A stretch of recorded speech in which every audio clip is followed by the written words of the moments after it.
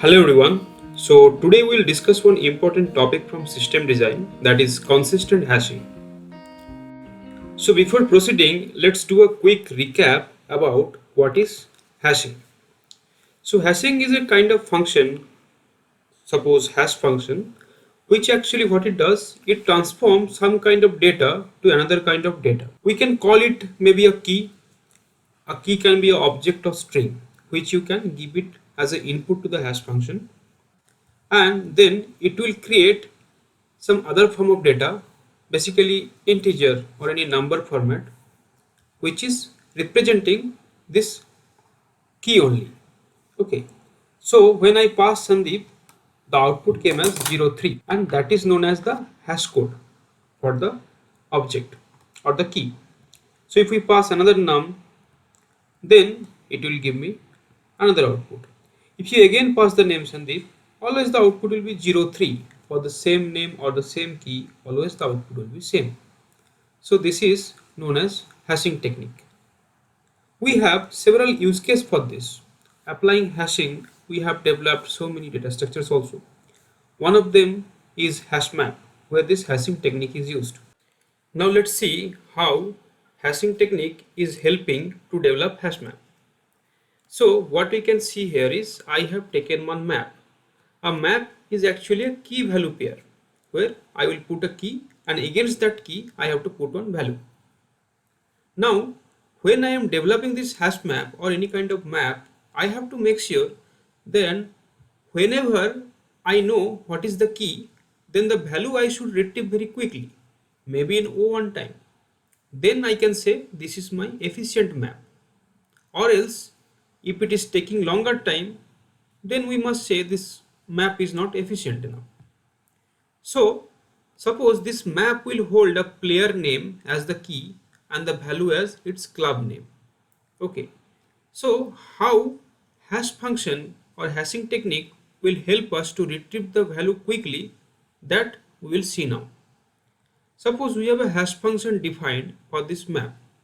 What it will do is, suppose I have the first entry as Messi, that will be a key. When this name I passed through this hash function, it generated one hash code, that is 312. Now we have how many positions total in this map? Total 7 positions are there. So if I take a modulo operation of this 312, then the remainder will be 4, right? So what we can do is in the position of 4, 0, 1, 2, 3, 4, I can make an entry of Messi and then I can put the value as Barcelona.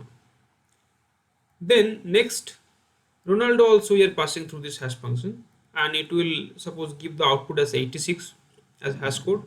Then if we do a modulo operation of by 7, then it will return 2, and in the 2 position we can put Ronaldo like 0, 1, 2, and then we can put the current club given this. Same we can do for Neymar.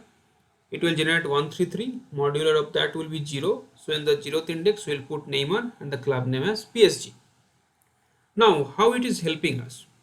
Suppose next time I just want to know what is the club name for Ronaldo. So what we can do is Ronaldo, the name I will pass to this hash function and the output will be 86. Then I will divide by 7 and that will be 2. Not divide means modular operation. Then it will be 2. I can directly go to the like 2th index of this map and then I can get the value.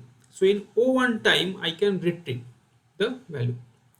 Now maybe one thing is coming in your mind, that what will happen if some other player's name or object also creating some hash code that is same, or maybe the number when I am dividing or remainder by 7, that time it is producing same output as 2 or something. So that time that is known as hash collision. So if your hash function is good, the chance of collision is less. So that time we have to make another entry like as a linked list or any tree. Means basically this is done in Java. If you do the hash maps internal configuration, you can see. So you can have to keep on appending that thing. But our main purpose is to know about what is hash in technique. So that I think is now clear. So now we got to know like what is hashing technique. So now we have to know like why consistent hashing term came and why it is useful and when we have to use this one. But before that, we have to know few things. Suppose we have a server here and we have a client which is requesting something from this server. Suppose from database it want to fetch some value.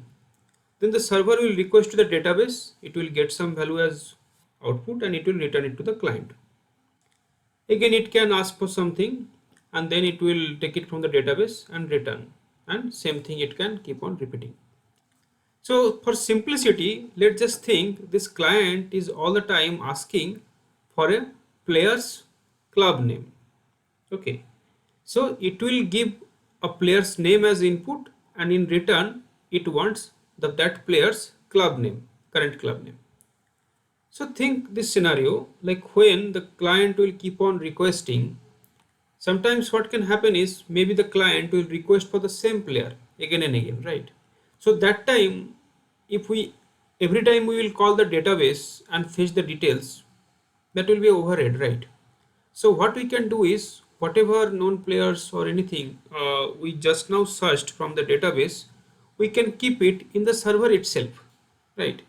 And that is known as caching or caching technique, right? So for simplicity, think like we have kept one hash map in the server side where whatever record the client is asking, I am keeping note of that and I am keeping it. Maybe we have some fixed size, say 100 or something for this map. Beyond that, our capacity will be more, so we can't do that thing. So top 100 players or top 100 search players or anything you can say, we are storing it in the server. So what is happening? So next time the client, if it asking for Ramos, what is the club name? So we don't have to hit the database. We can first search in this map. If that is present, then we'll just return that thing. So this is known as cache. Now, as you all know that nowadays the volume of client request and database size, everything is increasing, right? So a single machine can't solve our purpose. So that's why distributed system is nowadays very popular. Distributed system is nothing but a cluster of systems, right? So instead of one database, you can create more replica of it to serve the purpose. Instead of one server, you can maintain 2, 3, 4 servers, or you can horizontally scale this one. Then what will happen? It can act on more and more clients' request. Okay, and it can share the load between them. So if server are more, each and every server will also have this caching mechanism, right? So then each and every server will also keep one local cache in their machine. Then this caching also will become distributed, right? So this is the concept of distributed caching. Maybe it is not that simple like you are keeping one hash map there, but for simplicity, let's assume like every server is keeping one hash map for caching only. Now, as I told earlier that in distributed system, one instead of one single server, we can keep on increasing servers, or we can horizontally scale the servers to solve our purpose. So let's take, instead of one server, we will add 3 more servers. Okay, means we are horizontally scaling. And obviously this server will also maintain their local cache, so they will also maintain their caching system. Now what the client will do is client will request for something, and then this client request we have to redirect it between these servers. So for that purpose we need a load balancer in front of all the server. So client will call the load balancer for some data, then the load balancer will distribute the load between the servers. So it can call this one or this one or this one, right? So load balancer has some algorithm inside that. So depending upon that, it can call any server. Now the thing is that we have maintained some cache in these systems, right? We are talking about distributed cache here. So now say the client is requesting for Messi's data. Okay, like what is the club name for Messi, and Messi's data is actually stored in this cache, okay, in the third server. Now the load balancer is randomly selecting one server to solve its purpose, so it just called this one. In this server, the message details is not present, so it will not find it here. Then again it will hit the database and it will fetch the data and give it to the client. Then what is the whole purpose of maintaining cache, right? So we just missed the cache. So what we can do is we can arrange the data in a good manner. So what we can do is, instead of maintaining here and there, we can simply say that 1 to 100 data will be, or the cache will be in server 1. 100 to 200 will be in this server, then up to 300 will be here, and up to 400 will be here. So 1 to 100, you can think about like some player's name range or something. Okay. Now this information this load balancer also has. So whenever I am asking for Messi, maybe this Messi's hash code it will convert and it will fall under the range of 201 and 300 between that, and then it can call this server and get the data. And if it is asking for something else, that hash code it will calculate. If it is ranging between this one, it can call this one and get the data. Like that way it will keep on doing that thing. Up to this it is fine, because we already defined like in each of the server how the cache will be maintained and which range of the value it will maintain, and our load balancer knows about it, and whenever a request will come it will distribute the load and reach the correct server and return the value. But let's say anything can happen, right? Let's say this server is down now due to some work. Now what will happen? All the data from 201 and 300 will lost. Then what we have to do is we can maybe rearrange this thing, right? Maybe from 1 to 133 the server 1 will take care now, this one will be taken care by this server, and 267 to 400 will be maintained by this server. So what we are doing is 400 loads now we are rearranging between 3 servers. Okay, then everything will again start as usual, right? But exchanging this many data, is it that easy? It is also will take time, right? And it is not that easy also, and it is error prone also. Same thing can happen if we add one server also. Suppose 4 servers were there, if we add another server, that time also we have to rearrange, because as we are adding one server we will not keep it idle, right? So all this 400 load we can share between these things. Maybe this server will also get some 75 requests to serve, so that time also you have to rearrange the data, and load balancer should know like which data is placed where, and according to that it will keep serving the data. So this is a big problem in distributed cache if we are maintaining this kind of structure, where a server is down or server is added, that time it can create problem of this partitioning or data transfer between these things. We are taking example of distributed cache here to explain consistent hashing.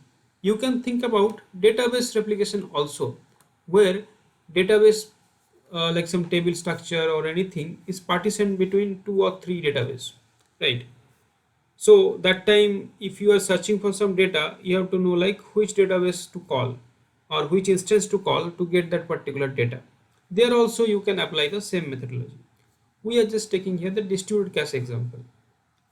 Now we got the problem, right? So the previous method will not work if some server is down or some server we have to add.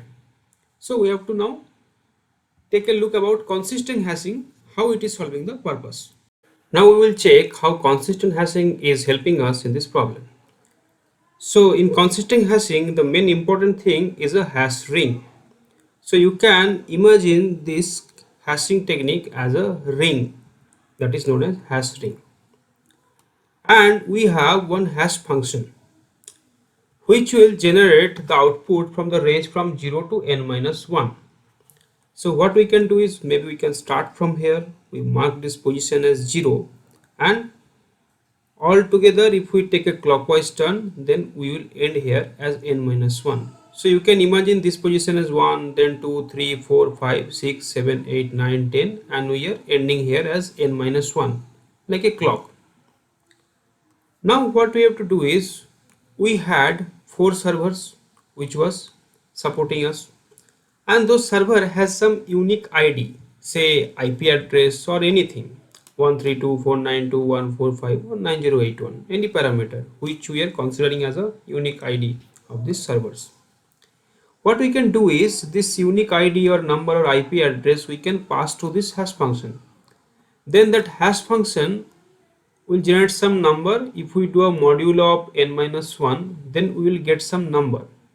So whatever index position we will get, we can place the server there. Say for 132 we generate some value and that is near to 0, and we placed our server there. For B also it generated some value, and if we check for that value, maybe it is here, and we are placing our server here. And for C it is here, and for D it is here. Placing means not physically we are placing, logically we are placing to develop this algorithm actually. Now similar way, the same thing we can do for the incoming request also. Say we have all the requests coming and which we have to serve using all these servers. So this request has some request ID, or else request has some parameter, suppose Messi, Ronaldo or something, which has hash code value of this 23133344, anything, any unique identifier, suppose say.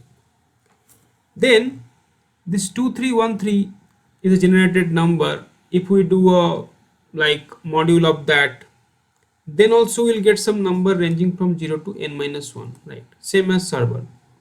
That also we can place on this ring. Suppose for this request, whatever value we got a position here in the ring. For this one, we got a position here in the ring. For 1125, we got here. For 7800, we got here. For 9987, we got here. For 5578, we got here. Okay. Now,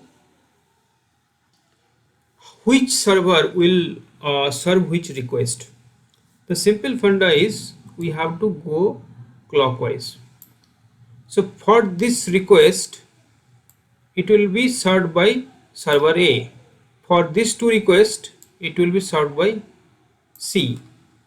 This one will be served by D, because that is the immediate right side or clockwise direction server it is available.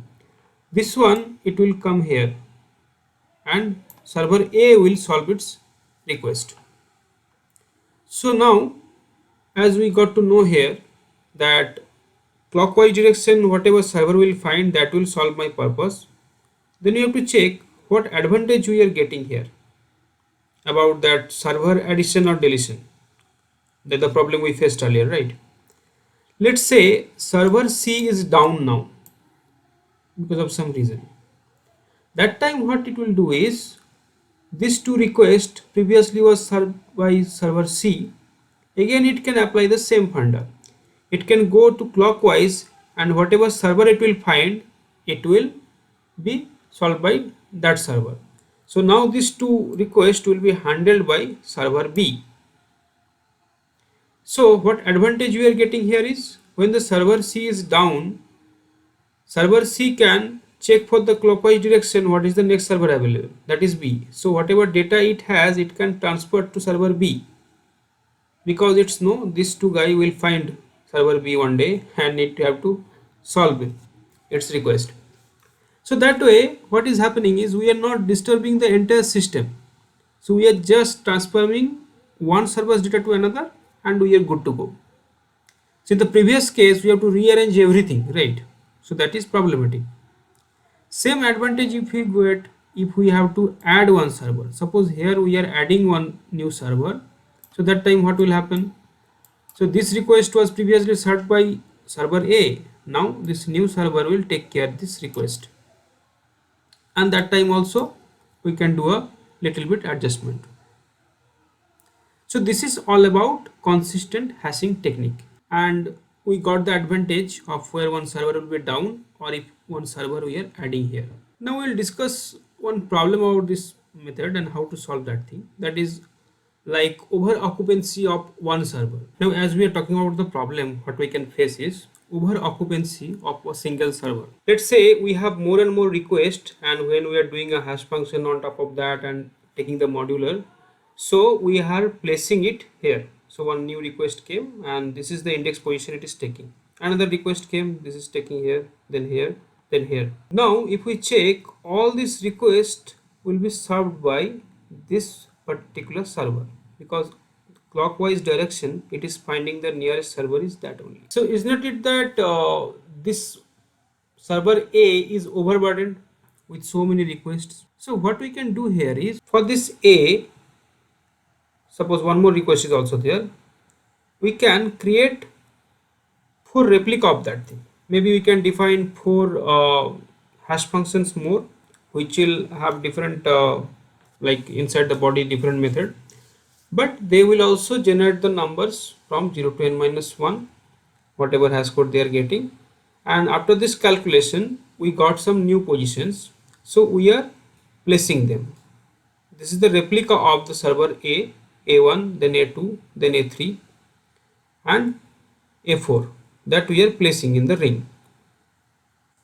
Now what will happen, this particular server request, that will go to A3, okay, and this one will go to D, and like that way this C also will be placed in several places like this, then B also will be placed here and there.